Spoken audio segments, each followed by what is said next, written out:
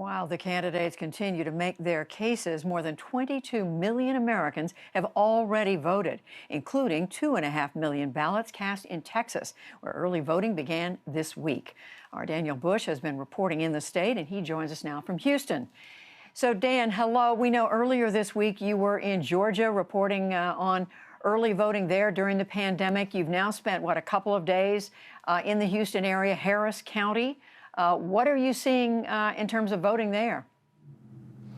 Judy, Texas is one of only just 5 states where the pandemic itself is not an excuse to cast a mail-in ballot. So the only people who can vote by mail here through absentee ballots are people aged 65 and older or who are disabled and meet a couple other criteria. A lot of those voters, though, are choosing to hand those ballots in person. They don't trust the mail system. But the governor here, a Republican, Greg Abbott, has made that harder by limiting these drop box locations where you can drop off those ballots to just 1 per county. Here in Houston and Harris County, that single location is outside of a football stadium. You can see the images there. It's not very accessible, though, however, for people without a car or on foot. Democrats have argued that this is blatant voter suppression in a county that is 40% African American and Latino. Republicans, however, have defended this move and pointed out that there are other ways that voting has been expanded through a larger early voting window and new for the first time in Texas, drive-through voting.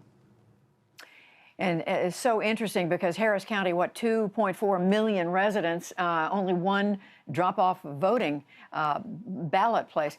Quickly, Dan, what are voters telling you about how they sense what their options are for voting? How much do they know? How concerned are they? Well, there's a range of views, certainly a lot of concern. Other people who said that it was a fairly easy process, I should say. Let's take a look at 2 voters and what they had to say about how they voted. I feel like he's trying to suppress the voters by only having 1 drop box, especially for Harris County, for being the 4th largest city in the U.S.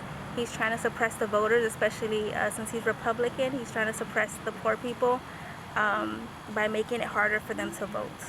I have some underlying health issues, and with the COVID virus, I thought, it might be a little less crowded, or just being in my car, I'd be around less people in this setting. And being in Texas, it gets warm, and being out in the sun for maybe an hour and a half waiting in line, it just wasn't going to work for me. So with the drive-through, just less people versus the more traditional polling place. And there you saw that drive-through voter, Judy. That was part of an effort by the Harris County clerk, the official in charge of voting in Harris County, a Democrat, to expand voting. He gave me a tour of the headquarters there, and there are hundreds of workers as we speak processing ballots and preparing for the election in November. So, Dan, with all the issues swirling around how people are going to vote, what are the expectations there for turnout ultimately?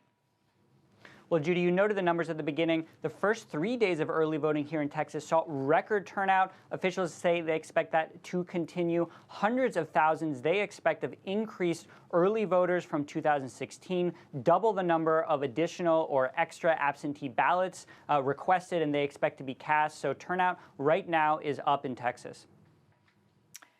Dan Bush reporting for us from Houston, Harris County, Texas. Thank you, Dan.